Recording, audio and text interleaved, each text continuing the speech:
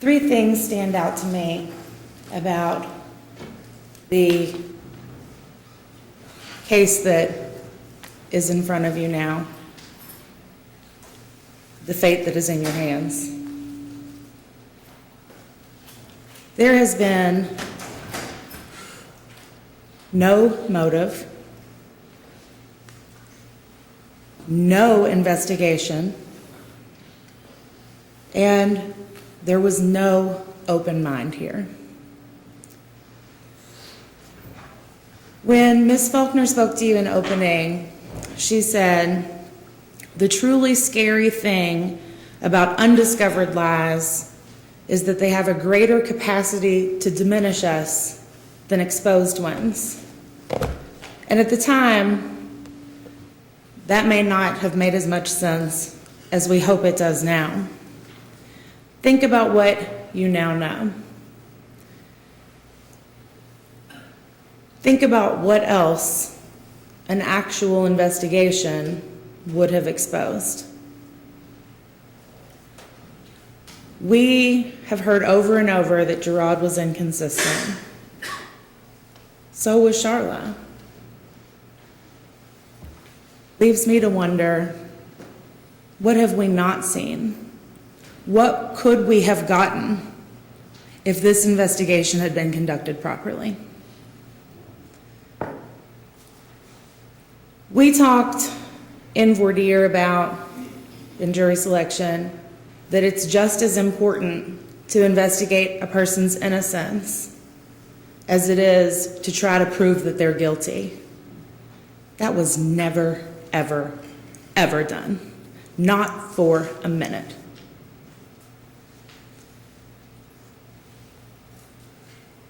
It is very important.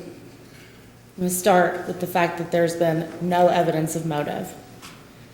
It's very important that we haven't seen that in this case, because you're going to hear from the Commonwealth that they don't have to prove to you that there was a motive, and that they're never going to be able to tell you why a man would kill a 5-week-old baby. I don't know why any parent would, but I know the same thing could be said for Charlotte, and nobody ever talks about that. In fact, we have more evidence of motive with regards to Charlotte. We heard about anger issues. We heard about her treatment of kids. We heard about her being aggressive with a special needs child. We didn't hear about any of that with regards to Gerard. But he's the guy, so I guess that's his motive. Everyone told you Gerard is a loving father. Everyone said that. You heard that he and Charlotte were looking for houses, that they had been to look at a house that day, that he was continuously looking for better work. He was invested in this family. He was invested in his boys. He loved those boys. That included not only the 2 boys that he actually fathered, but Charla's oldest son, Xavion or Zay. Gerard felt that Zay was his own. He treated him as his son. He called him his son. He talked about my boys. Charlotte told you when she introduced Gerard to Zay shortly after they met, they became best friends. This is a loving father. This is a man who loves his kids.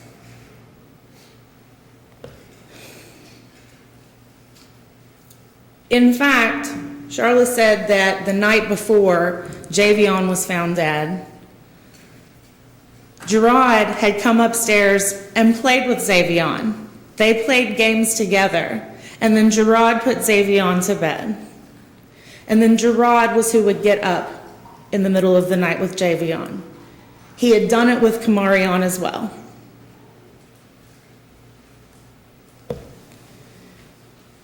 He made sure to get to Kentucky in time for the birth of Kamarion. He was there when Kamarion was delivered. He cut the umbilical cord. He did the same thing when Javion was born. This is not a man who is detached from his children. This is a loving father.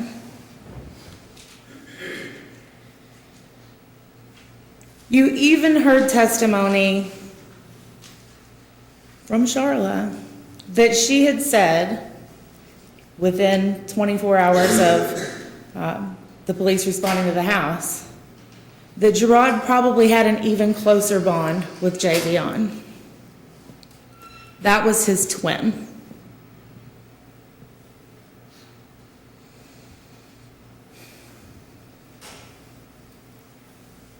It is beyond ridiculous to think that he somehow got frustrated doing the same thing he had been doing for more than a year. It makes zero sense. Charla even said that when Javion woke up, which they knew he woke up because he began to cry, that's how they always knew he woke up, that she said, "Do you want me to get him?" Gerard said, "No, I've got it." That's what he did. He had worked the night shift. He was used to being up at night. He didn't mind. He was happy to do it. He said, "Don't worry about it."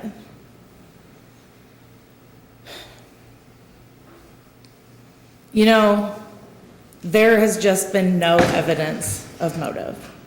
The prosecution, grasping at straws, even tried to insinuate that he wasn't working at the time, like he was some kind of louse.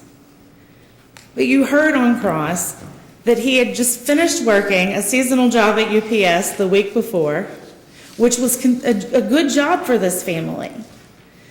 And that since coming to Kentucky, he had been working, and that he got better jobs, and that he was always looking for better work for this family that he was invested in, that he loved.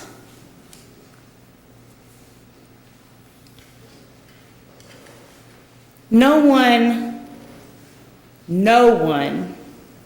said that they ever saw Gerard hurt any child ever. And that's more than we can say for Charla. Ever.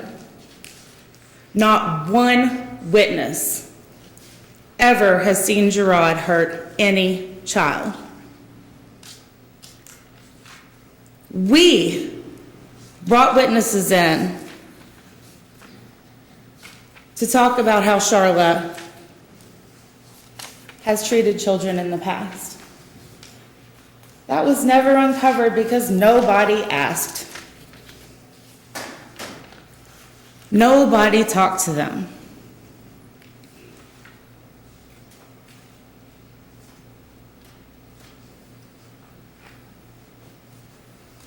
Let's look at Charla. This investigation sure didn't. There was testimony that she was tired January 14th through 15th. She had a baby recently. But even more than that, she was sick at the time. She was taking cold medicine. And if you'll recall, when Charla testified, she didn't tell you she was sick. She wasn't straightforward about that. But her mother said, yep, she had been sick. And there was cold medicine there on the nightstand. And Detective Slack said, yeah, there was some evidence that she had been sick and was taking cold medicine. Just forget about that, I guess, because we've got our guy.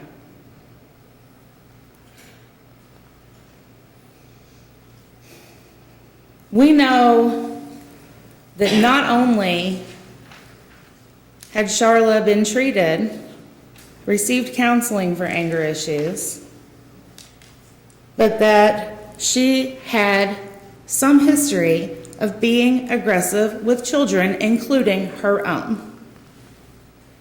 You heard that she spanked her children. They were 2 and 1. 2 and 1 years old. You didn't hear a single person talk about Gerard ever spanking any kid, much less his own. You heard that when she was taking care of a child who had special needs, she yanked that child out of the chair. Annalise cried even talking about it now, her granddaughter. You never heard anything like that about Gerard, ever.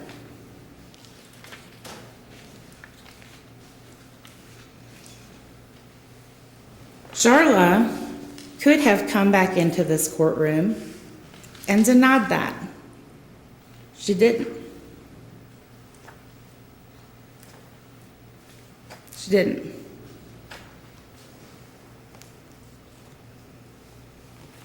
They don't have to prove motive to you, but the only motive evidence that you have heard happens to be about the only person who was alone with this child when he died.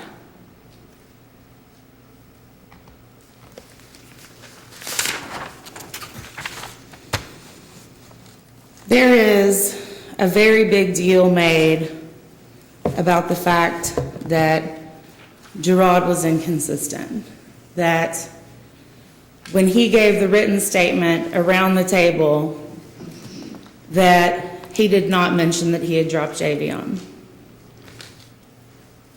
and that must mean he did it. I guess that's the theory.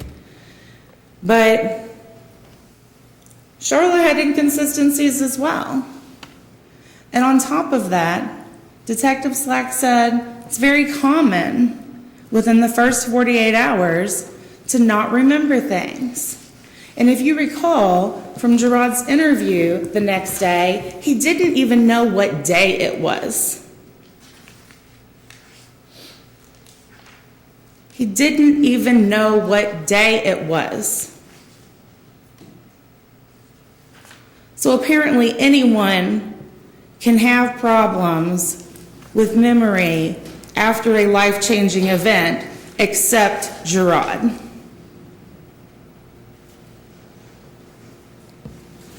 Charla said Gerard came back to bed between 5 and 6. But when confronted with other things she said, I really don't know. She will say whatever she thinks you want to hear. Did she touch Javion that morning or not?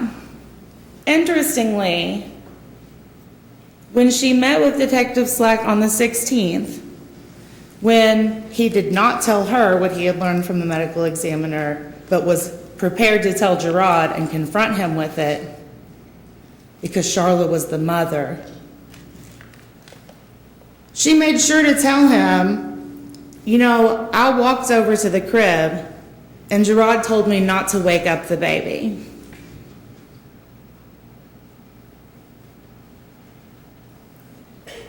Then she says she never got close to the crib. She says she touched the blanket. She didn't get close to the crib. But apparently that inconsistency doesn't matter. Was Gerard in the room when she found Javion or not? Apparently that inconsistency doesn't matter. Did she see the bottle in his mouth or not? Again, it simply becomes, I don't remember. When Charla was interviewed, she said that she takes the kids to the doctor for anything. But then she says that when Gerard was watching Kamarion, when she was at the store one day and hurt himself, and I believe she said that he had hit his head or had a black eye, that Gerard called her and said, hey, you know, Kamarion has hurt himself. And she didn't take him to the doctor. She didn't tell Gerard to take him to the doctor. And that's another thing we'll come back to. She was not the only one taking these kids to the doctor. They didn't go to the doctor.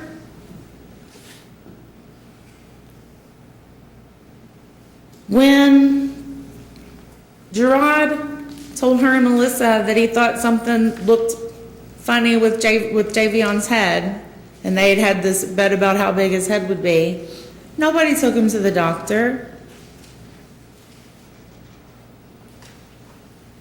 But then she says, I take him for anything, a sniffle, bump on the head, anything.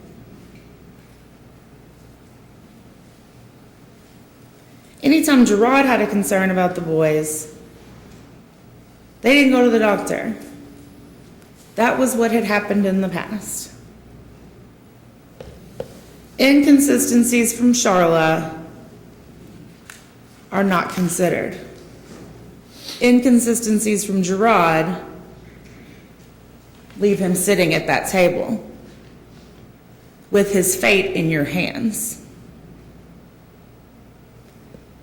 when there is no evidence that he has ever been aggressive with a child in the manner that you have heard Charla was.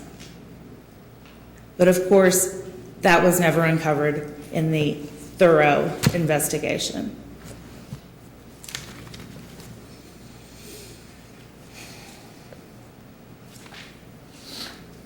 Charla's mom confirmed much of what Gerard said, Melissa Hill, that at first everyone seemed to think this was a death from SIDS or suffocation.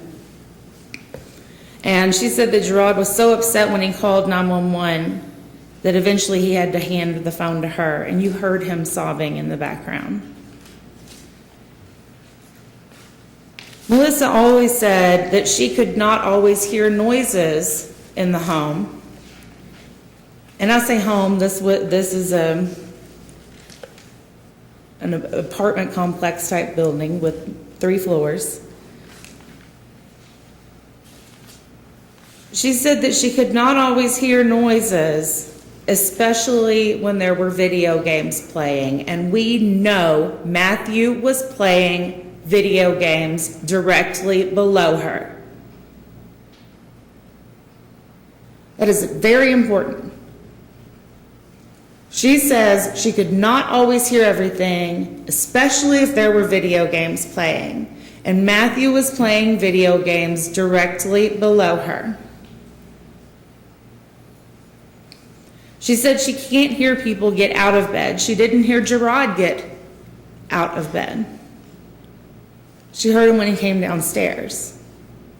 She heard him when he went down to the basement to hang out with Matthew. And even Melissa confirms Charla was the only one alone with the baby.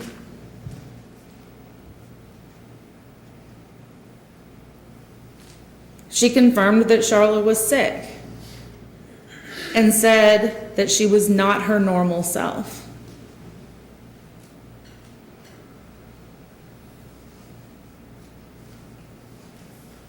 Even when Melissa and Charla are brought into the interview room with Gerard, who is upset, and tells them, I dropped the baby. Even then she says, right away, I know you didn't do it on purpose. Everyone considered Gerard a loving guy who would not hurt his children.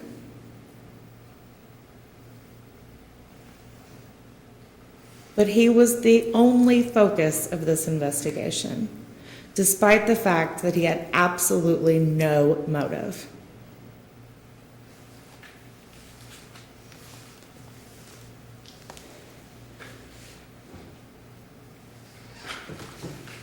Melissa was told, sometimes you don't remember everything in the first 48 hours, so that's why they interviewed her a week later. She said that she tried to really think of everything that they might need to know. And she knows that they have charged Gerard.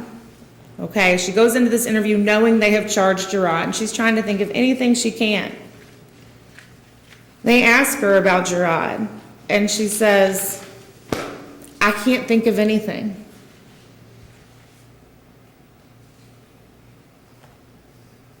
I've never seen him hurt the kids. He's a good dad.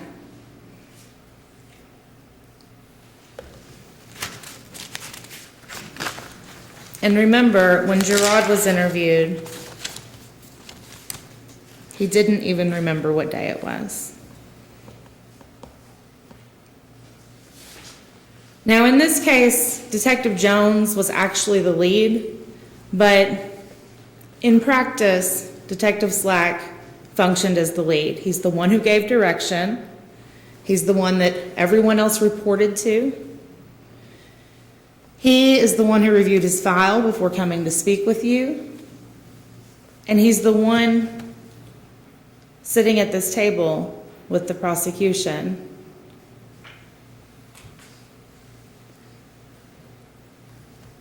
Aiming for a conviction of Gerard Davis after this good, thorough investigation. Because remember, he's never done a bad investigation.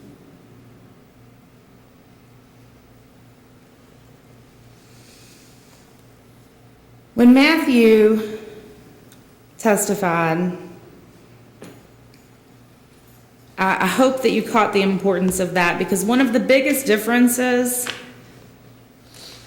among many that we have between what you've heard about Gerard and what you've heard about Charla is that we actually have a witness, Charla's own brother, in fact, who was with Gerard at pretty much exactly the time they say he murdered him.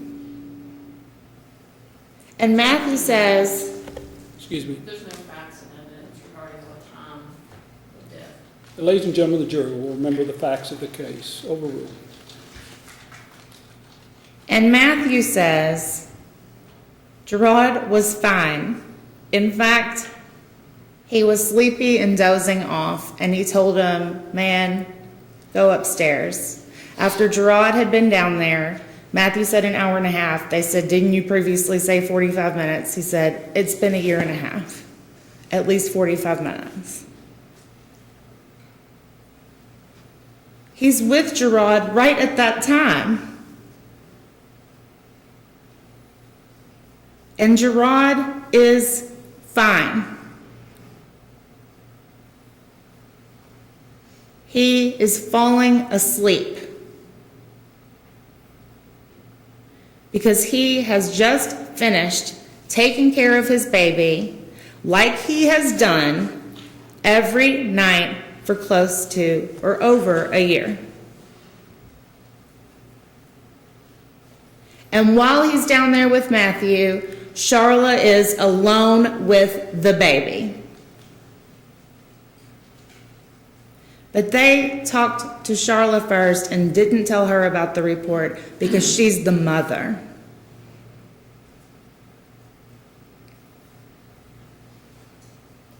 There is no reason to believe that Gerard Davis set out to or did murder his little boy, his twin.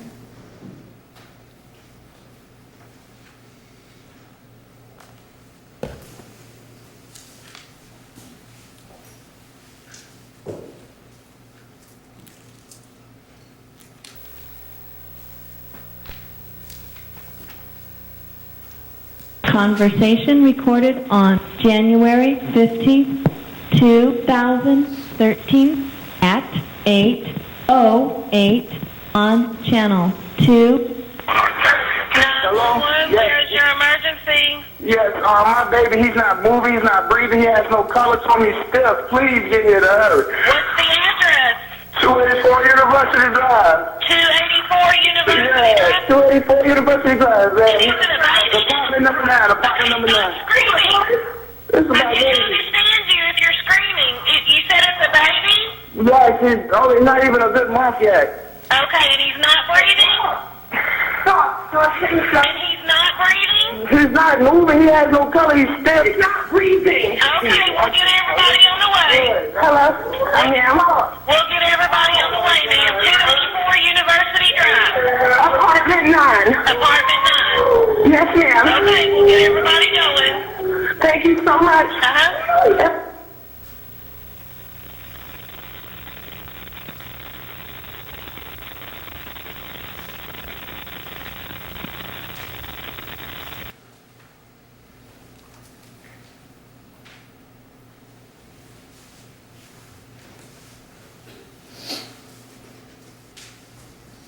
There is no reason to believe that Gerard Davis set out to or did murder his twin, and there has been zero effort put into proving that.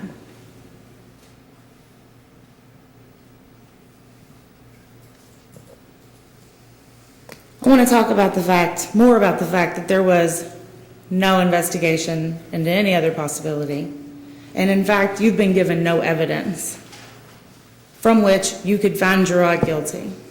None.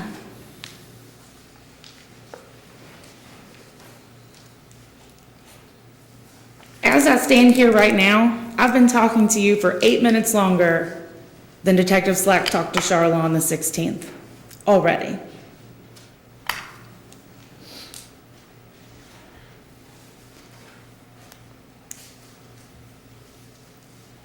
You'll recall that at first everyone said this was a death investigation on the 15th. There was no reason to suspect foul play. There was nothing suspicious.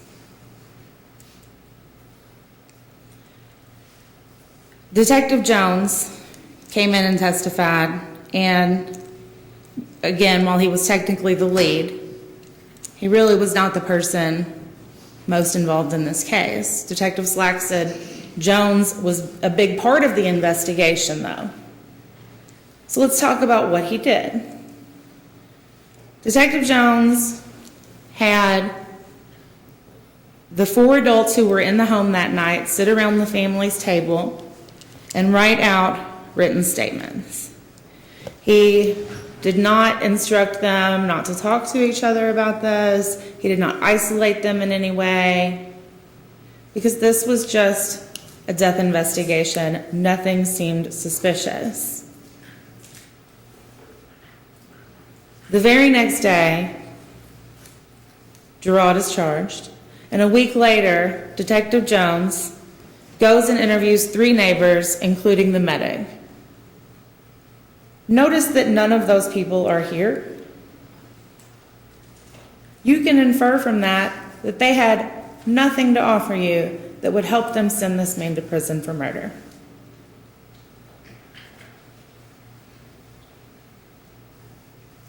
Let's talk about what Detective Jones didn't do. He didn't actually interview the other 6 family members who arrived at the home.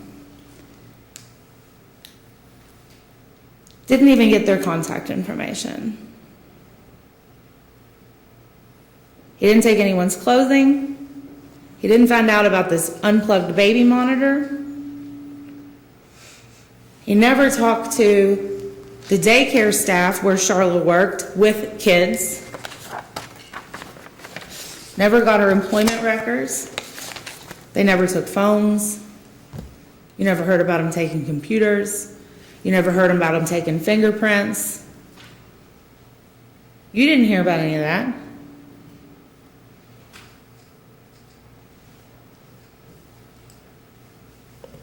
Then Detective Lark came in and testified after Detective Jones.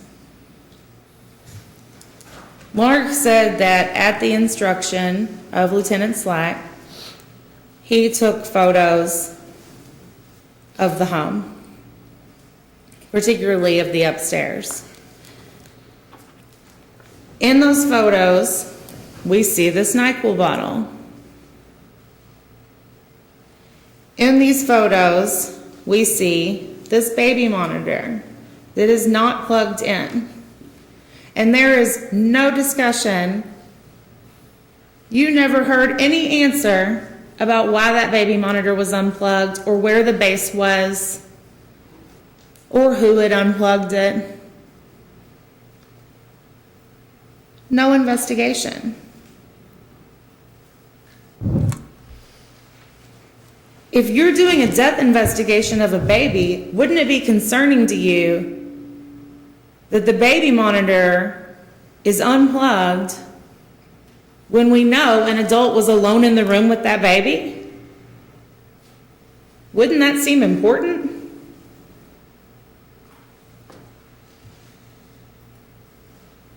Wouldn't you want to ask the person who had been alone with that baby?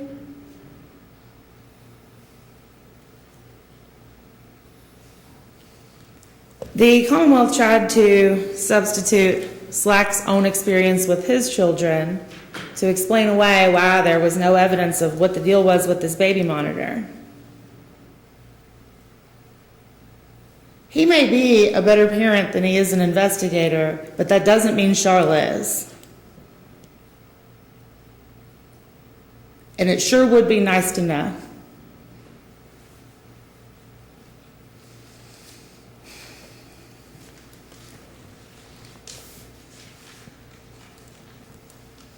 There was also in the photos that Detective Lark testified about taking, there was a photo that showed the remote control on the army trunk at the foot of the bed. There was a very big deal made at this trial about the fact that that remote was on the trunk. You see where that remote is, Detective? Oh, yes, it's on the trunk. But when I asked, did this come up in your investigation? Did you ask anybody about it? No. And this had never come up before. Grasping at straws. And remember when I said, well, isn't it obvious that if it had been on the bed and Gerard came back from the basement and went to bed, it could have been moved to the army trunk? Oh, well, yes, that's very possible. Come on. This man is on trial for murder.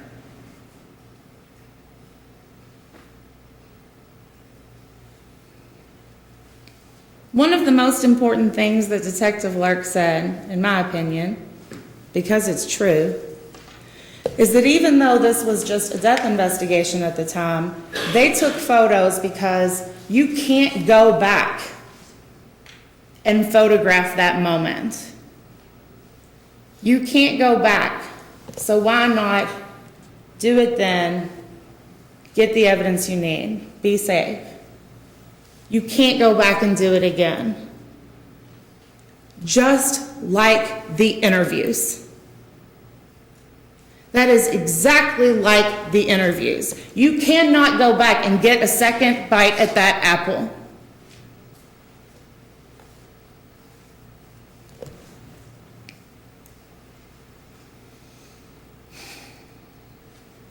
I want to move on and talk about a little bit more about Detective Slack because, as I said, in reality, he performed most of the functions. He's sitting here at counsel table.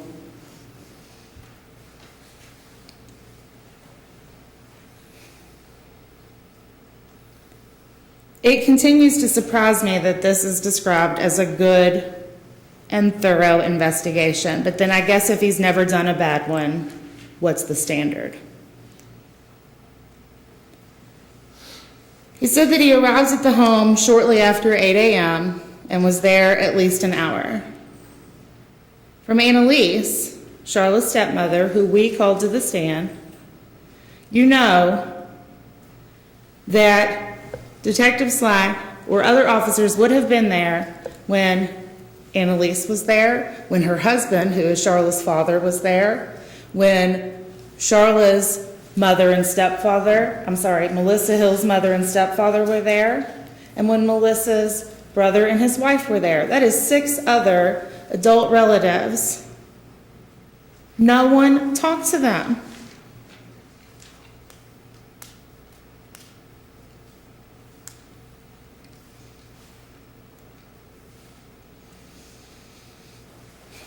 Detective Slag says that this death investigation took a different turn on January 16th. So we have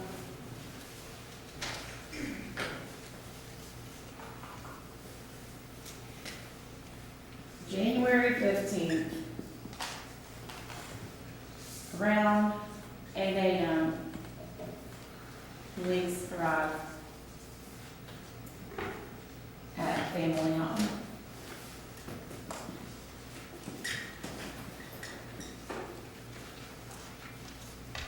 January 16th, around 9 a.m., I think I keep saying detective, but it's Lieutenant Slack.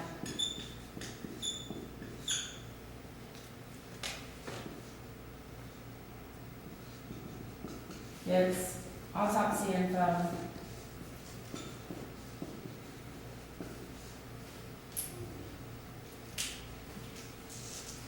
And January 16th,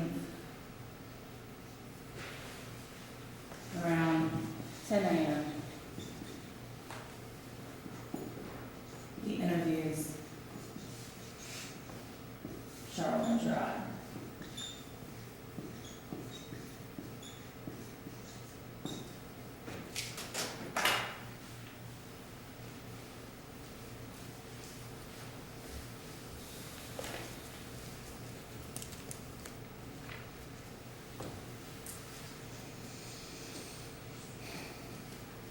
Detective Slack received the autopsy information 24 hours after he responded to the scene. The next thing that happened was that Charla called. She had some information for him. He said, "You and Gerard come on in." She had the pediatrician's records, which showed no problems. So he said, "Why don't you guys come on in?" And he wanted to talk to Charla first because she was the mother. And he had already made up his mind before speaking with anyone. Within an hour of getting the medical examiner's information, he had, at the police station, 3 of the 4 adults who were in that home that night. At his police station, which has an interview room with cameras designed specifically for the purpose of interviewing people.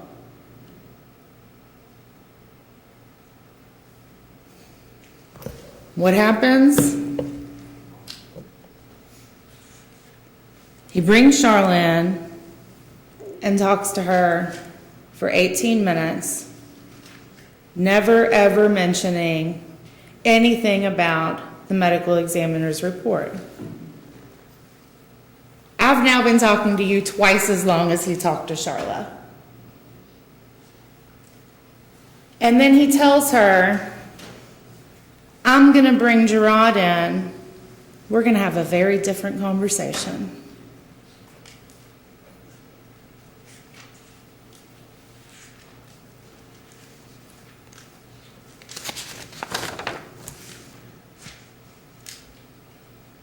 Remember that at this point, he's reviewed the written statements. Charla was the only one alone with Javion.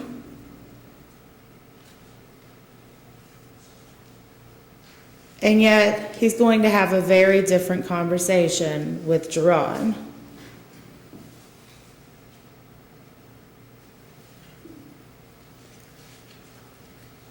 Detective Slack said it never occurred to him that Charla would lie. Never. In his good and thorough investigation, it never occurred to him that the only person to have been alone with Javion could have been lying. But yet he is positive that Gerard is lying, even though Gerard was never alone with Javion. Gerard was within arm's length of Charla in that bedroom.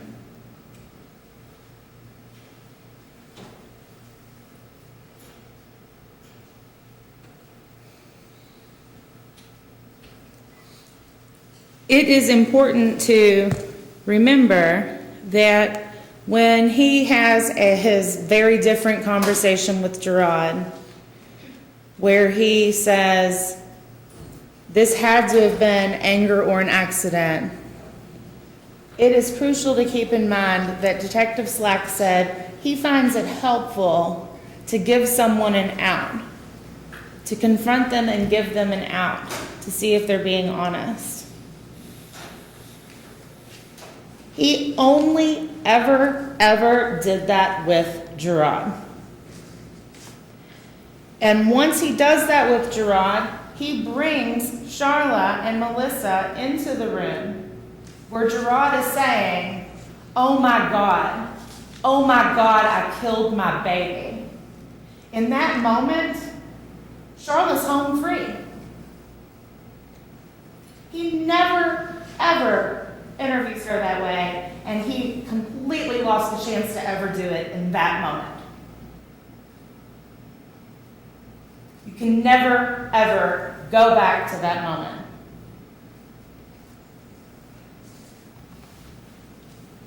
No effort to isolate them, no effort to treat them the same.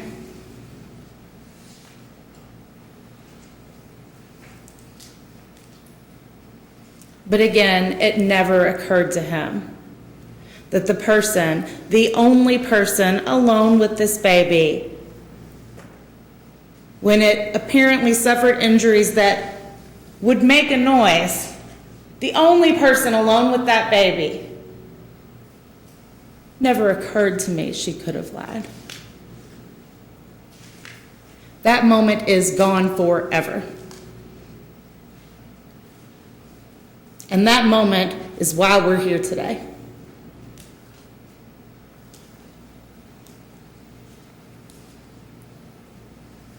This investigation was 10 days long at best, but we know that Detective Slack made up his mind on January 16th.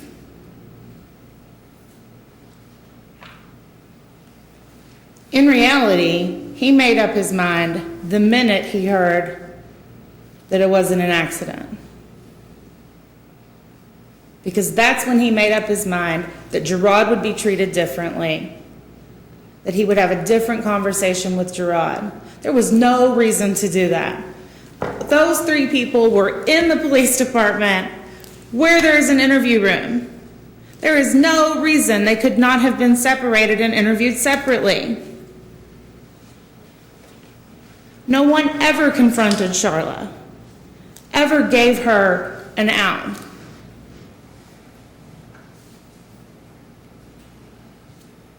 The investigation stopped.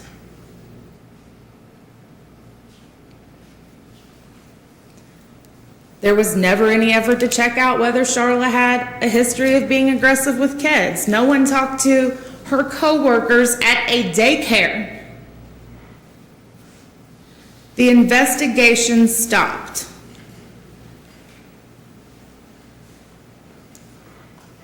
In fact, Detective Slack told Melissa, the faster we move on this case, the better off we all are. Gerard Davis sure isn't better off for it, I'll tell you that.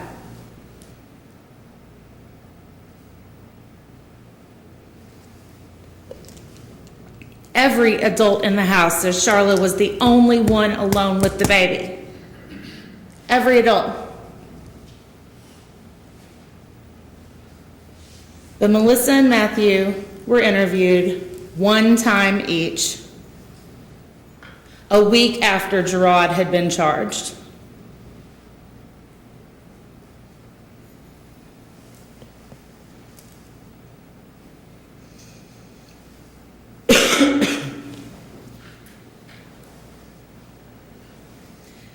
Now, as I said, Melissa said that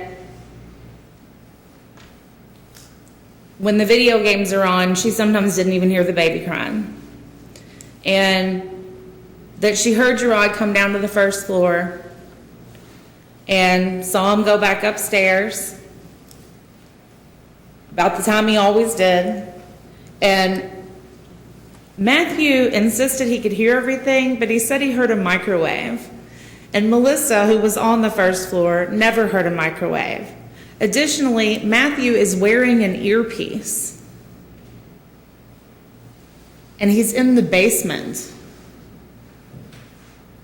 When Charlotte is alone with this baby, Melissa is on the first floor, sleeping, with video games being played below her, which she says often makes it difficult for her to hear anything.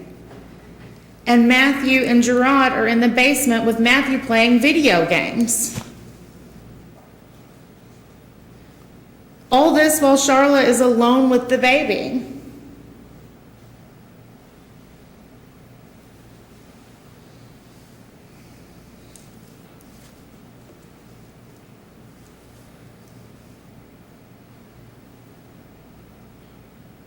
There was just no investigation into Charlotte at all.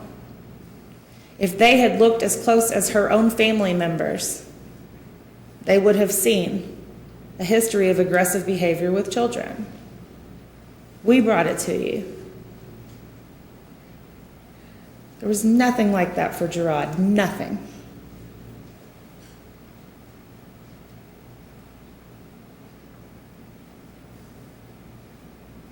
Now, you'll probably hear, well, but Gerard would tell him to stop crying. He'd say, dude, stop crying. What a bad guy he is. Do not let that confuse you. Because Charlotte said they would both get frustrated with the kids crying. But Charlotte's the only one that was ever physical with those children.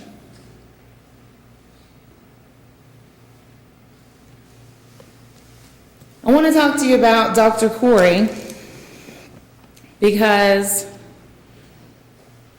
Dr. Corey, quite frankly, she's brilliant.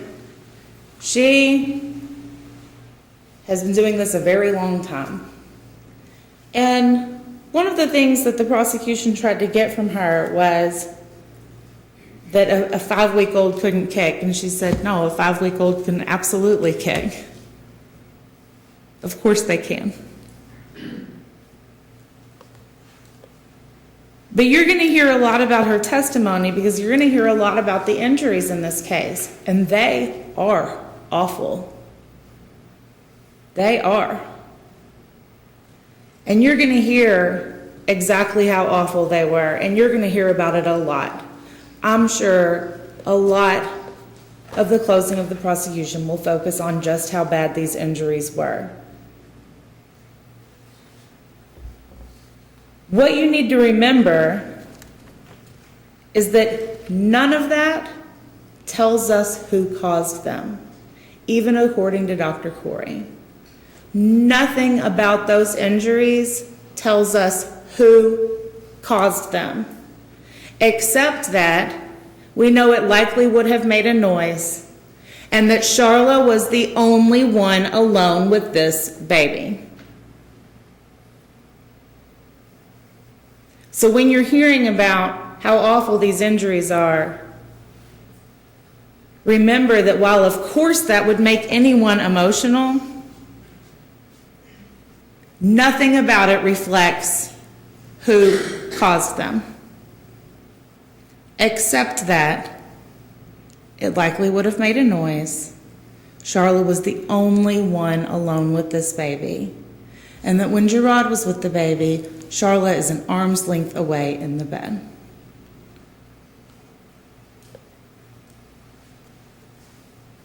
Think about the injuries that were on Javion's bag. The lateral injuries went this way and this way.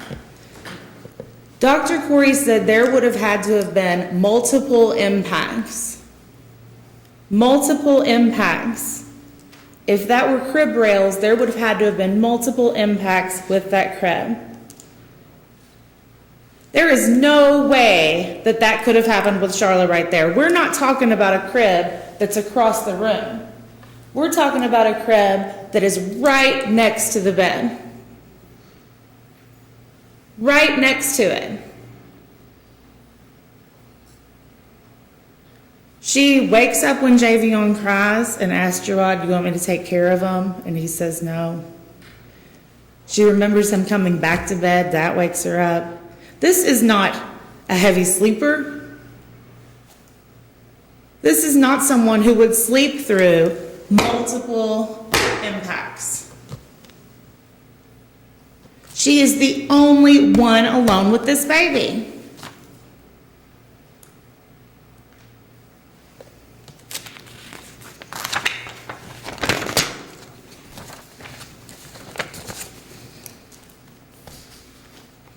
She also said that the head injury would have to have been caused by a broad, flat surface, like a wall or a table.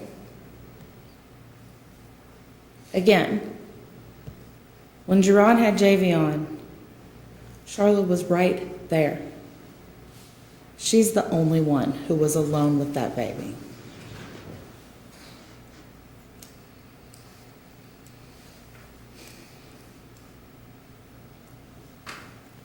You are likely to hear that we are trying to distract you by talking about Charla. That this is a red herring, which means something you throw out to make the dogs follow that scent rather than the scent of what you should be hunting.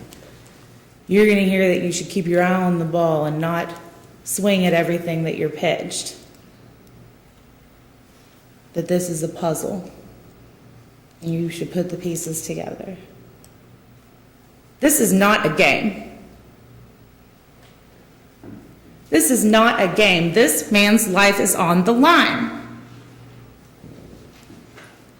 And we know someone else was alone with this baby when it suffered an injury that would have made a noise that caused its death. I submit to you that reasonable doubt walked into this courtroom and took that witness stand. This is not a game.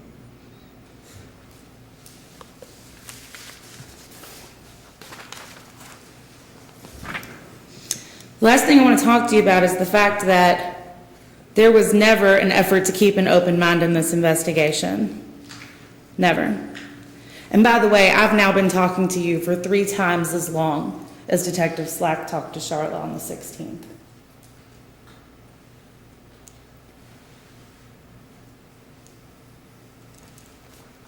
I also want to look at the instructions.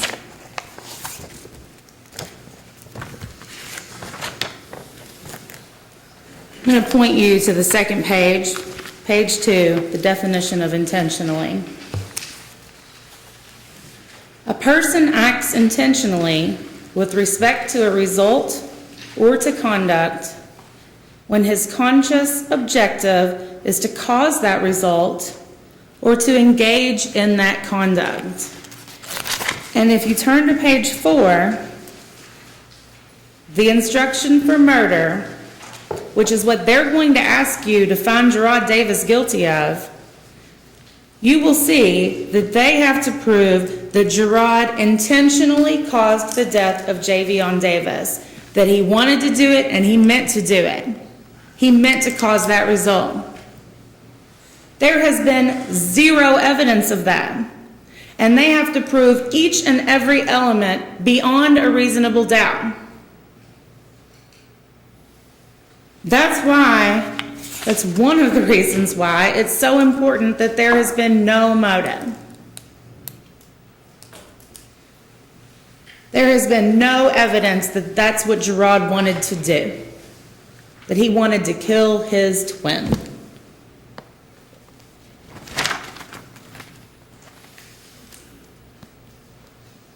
I also want to talk to you about the instruction with regards to right to remain silent. We talked about that in jury selection.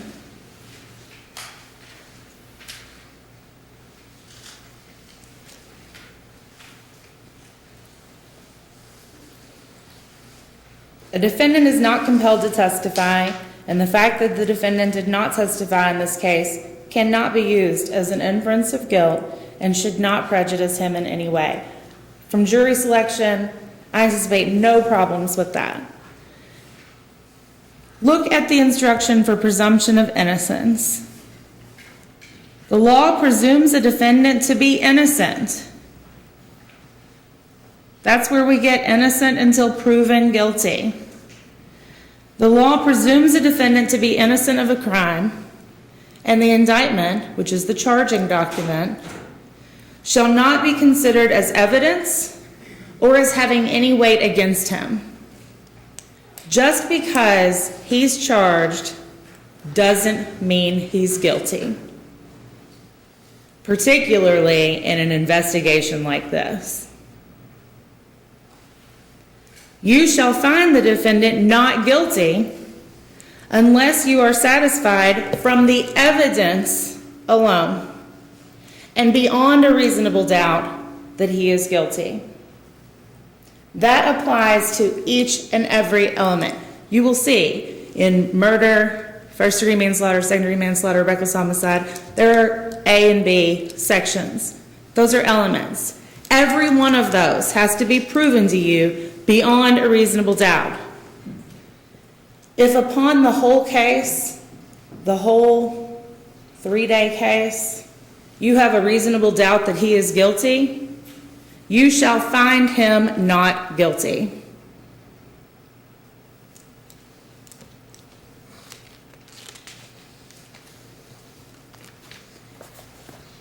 I would also point out to you that at the beginning of each instruction for the separate charges, murder, first-degree manslaughter, second-degree manslaughter, reckless homicide, at the beginning of each of those, you will find that you're instructed that you will find Mr. Davis guilty if and only if you believe from the evidence beyond a reasonable doubt that he is in fact guilty.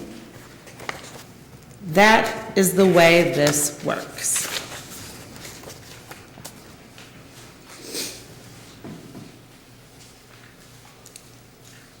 Let's talk about the fact that there was no open mind in this case.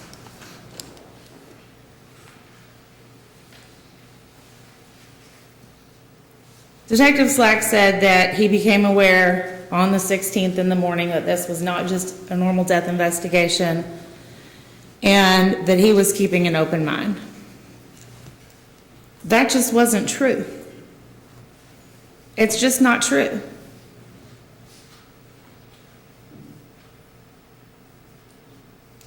It wasn't true when he told Gerard it was anger or an accident, and it's not true that he was keeping an open mind. Despite the fact that Dr. Corey's findings told him nothing about who could have done this other than it was an adult, he decided Gerard was the only one he would focus on. That's who he would confront with these findings, and no one else. Even though within an hour, 3 of the 4 adults who were in the home that night were at his police station where there is an interview room with cameras. He talked to the mother first, who was the only one alone with this baby, because she's the mother. Of course, at this point, he didn't know that Gerard actually had the stronger bond with Javion. He didn't know that Charlotte could be rough with kids. because there hadn't been any investigation, but he had decided.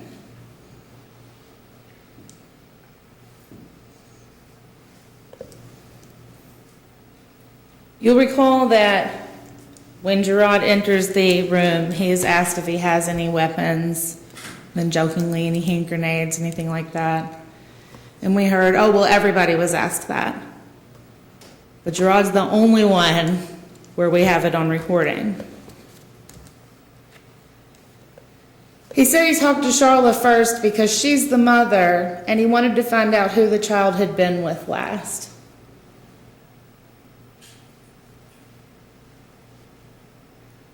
The child was with Charla last. Let's remember that. The child was with Charla last.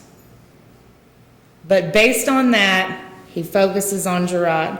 Really, not even based on that. He had already decided to focus on Gerard. But he talks to Charla first because she's the mother. And he wanted to find out from her who the baby had been with last. Talked to her for 18 minutes.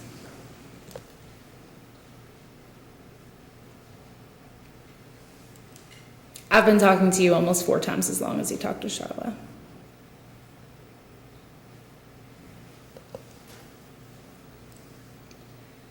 He tells her he's going to have a very different conversation with Gerard, ignoring the fact that everyone in their written statements had said Charla was the only one alone with the baby.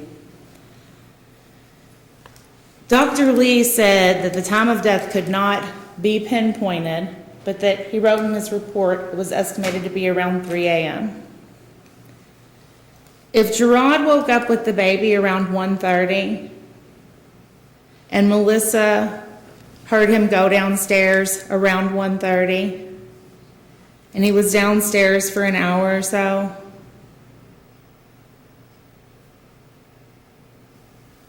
what does that tell you? 3 a.m. would be right when Charla was alone with the baby.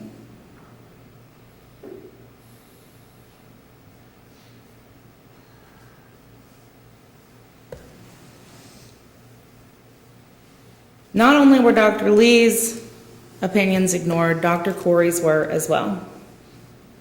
She said it was likely not a crib injury, that the marks on the back could not have been caused by a crib unless there were multiple impacts to it, and that it would be very unlikely that that would occur without making a noise, and that the head injury would have been a forceful impact with a broad surface.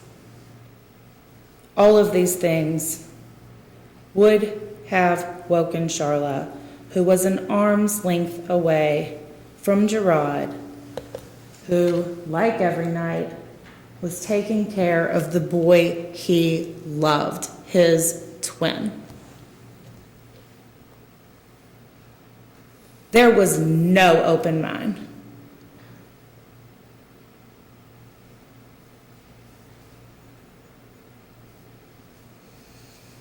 Instead, what there was a rush to judgment. We're all better off the faster we go on this. The faster I move on this, the better we off. Not Gerard.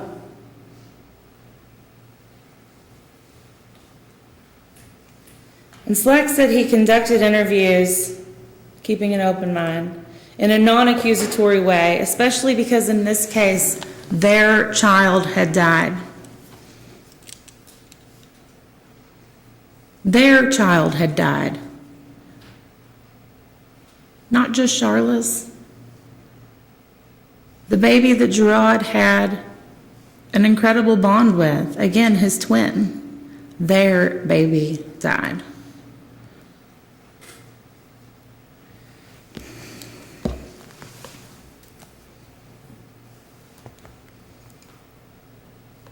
Despite keeping an open mind, saying the investigation kept an open mind, Charla and Gerard were treated vastly differently, worlds apart. When all that the police had were the written statements of the adults in the home, none of which contained inconsistencies. When that was all they had, they didn't treat Charla and Gerard the same.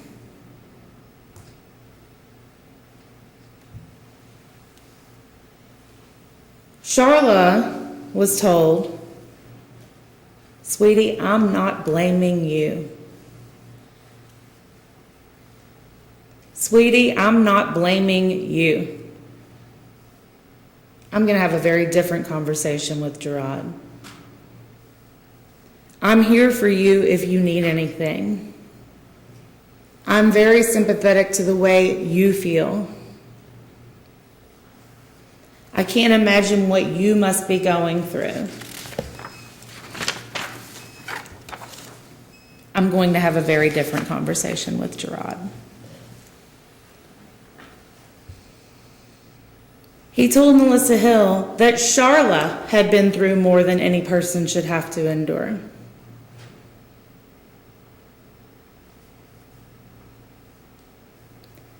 He also told her yesterday, and this is on January 17th, yesterday we had to find out if it was mom or dad, and we already knew the answer.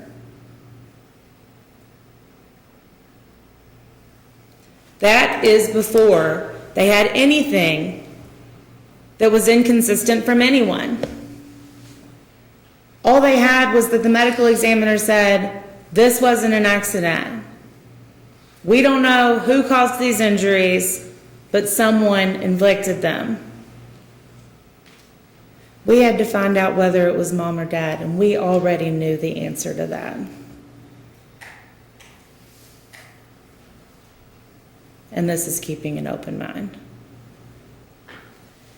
He also told her he wanted to give Gerard the benefit of the doubt when he went to talk to the grand jury. When he talked to the grand jury, he told them Gerard basically plays video games all night. Not Gerard played video games that night until around 1 when he got up with the baby. Gerard basically plays video games all night, and that's giving him the benefit of the doubt. That's his characterization of Gerard, who takes care of the baby and took care of Kamarion every single night. He basically plays video games all night. That's giving him the benefit of the doubt. He also said that Gerard, he gets up for maybe 1 feeding a night. He always gets up for 1 feeding a night. And he doesn't know if he would do other ones. He maybe gets up for 1 feeding a night. That's giving him the benefit of the doubt, keeping an open mind.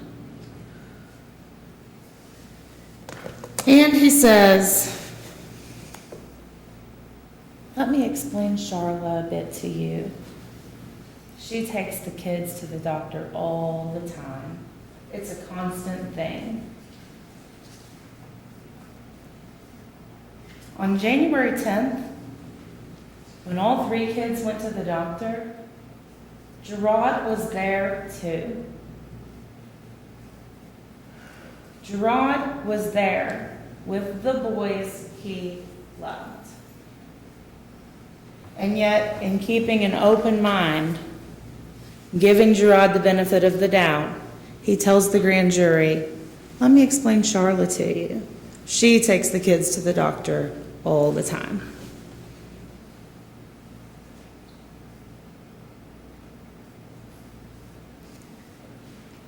He tells Melissa Hill that based on his experience, people can't always remember important details in the first 48 hours. Somehow that just doesn't apply to Gerard. It applies for Charla, it applies for Melissa, it even applies to Lieutenant Slag. But it doesn't apply to a father who has just lost his child. That's giving him the benefit of the doubt.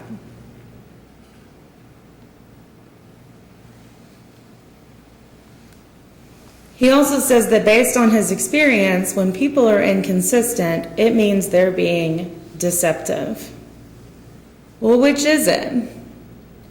Are they being deceptive if they're inconsistent, but not if it's within 48 hours? If people are inconsistent, it means they're being deceptive. But again, somehow that just doesn't apply for Gerard.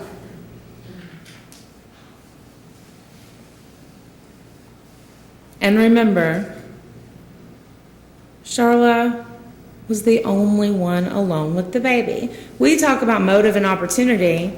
Charla had way more opportunity than Gerard. Volumes more. And yet Gerard was the only one confronted alone. As I said, that was a huge mistake. In that minute, bringing Charla into the room with Gerard, hysterical, crying, saying, "Oh my God, I killed my twin." She never has to say anything. That moment is gone.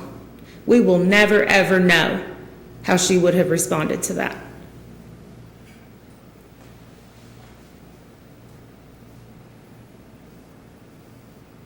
In fact, Lieutenant Slack waited until a week later, January 23rd, I guess when it started to, well, how could she have not heard this? So we asked her a week later, how could you have slept through this? How could you have not heard this? There was never any explanation for that. Never. You never heard an explanation for that. Because she didn't hear it. Because it didn't happen.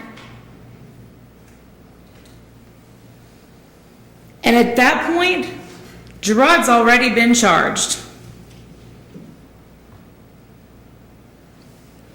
He's already been charged with this. When they ask her, how could you have not heard this? He's already charged.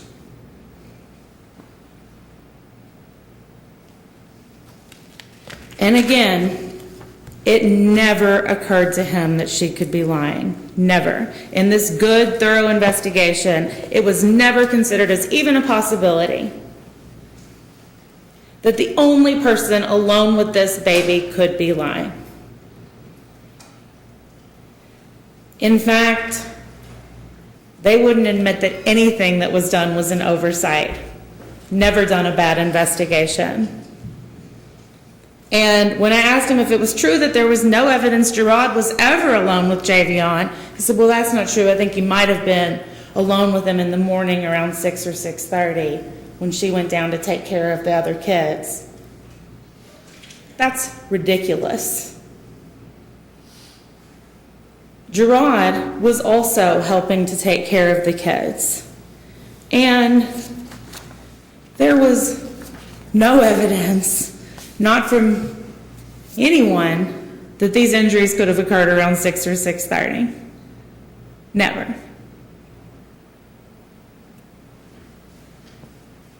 They never even considered the possibility that Gerard was telling the truth.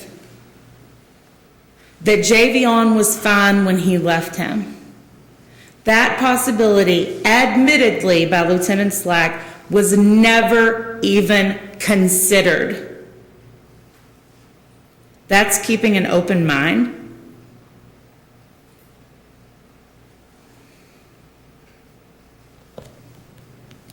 Ladies and gentlemen, you can't tell me you haven't considered it over the last 3 days. As we have heard over and over again that Charla was the only one alone with Javion. 3 days of proof to send a man who everyone says loves his children to prison for murder.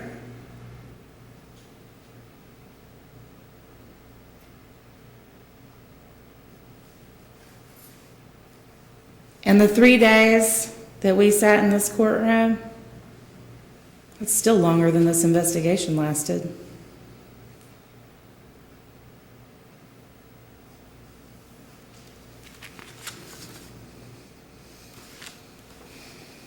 I have to ask you again to consider what was never investigated, to consider the fact that looking as close as Charlotte's own family, we were able to show you that she spanked 1- and 2-year-old children, that she yanked a child with special needs, and there was no evidence of Gerard ever spanking, doing anything to hurt a child, ever. There is no motive, there was no investigation, and the police never kept an open mind. I have to ask you to hold the Commonwealth to their burden of proving this to you beyond a reasonable doubt. If you do that, you will find Gerard Davis not guilty. Thank you.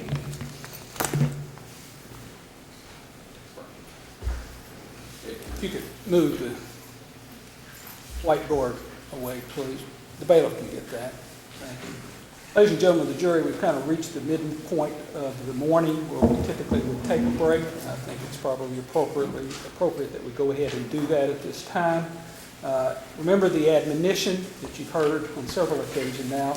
Do not permit anyone to speak to or communicate with you on any subject connected with this trial. If anyone should attempt to do so, you should report that immediately to me. Also, at this point in time, do not talk amongst yourselves about anything connected with this case. Also, do not form or express an opinion about this case until it is finally submitted to you. Let's take a 10-minute recess. Thank you. Everyone will remain in the courtroom